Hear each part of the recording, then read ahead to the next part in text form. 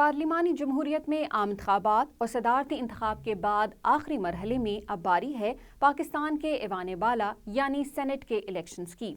Senate की 48 नशस्तों पर election 2 अप्रैल को हो रहे हैं और सियासी जमातों ने अपने उम्मीदवारों के नामों का ऐलान भी कर दिया है। लेकिन सेनेट इलेक्शन से पहले ही कई उम्मीदवार बिला मुकाबला सेनेटर मुंतखब हो चुके हैं, जैसे साबिक निगरान वजीर आजम अनवारुल हक काकड़ बलूचिस्तान से आज़ाद हैसियत में बिला मुकाबला सेनेटर बन चुके हैं।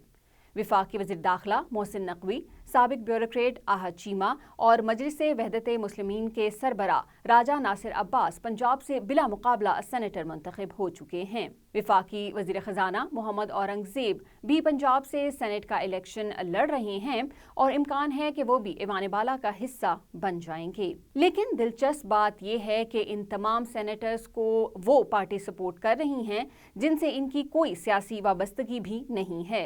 सेनेट इलेक्शन के कुछ और इंटरेस्टिंग फैक्ट्स की बात करें तो पाकिस्तान तहरीक इंसाफ ने खैबर पख्तूनख्वा से मुराद सईद को टिकट दिया है, जो कई माह से रूपोश हैं। JUI के सरबरा मौलाना फजलुर रहमान के दरीना साथी तलहा महमूद भी, जो चंद रोज पहले ही पीपल्स पार्टी में शामिल हुए हैं, उन्हें पीपल्स पार्टी ने खैबर पख्तूनख्वा से टिकट देकर अपने बाकी उम्मीदवारों को उनके हक में दस्तबरदार करा दिया है। पाकिस्तान पीपल्स पार्टी ने सिंध से अशरफ जतोई को टिकट दिया है, जो शाहजेब कत्ल केस के मरकजी मुलजिम शाहरुख जतोई के भाई हैं। पीपल्स पार्टी ने नूरेर हाउस के इंचार्ज नदीम भुट्टो को भी सिंध से सेनेट का टिकट दिया है। इन्हें नैब ने 2019 में फेक अकाउंट केस में गिरफ्तार किया था। सरमद अली भी सिंध से सेनेटर मुंतखब हो रहे हैं, जबकि फैसल वावडा भी MQM की हिमायत से सिंध से सेनेटर बन सकते हैं।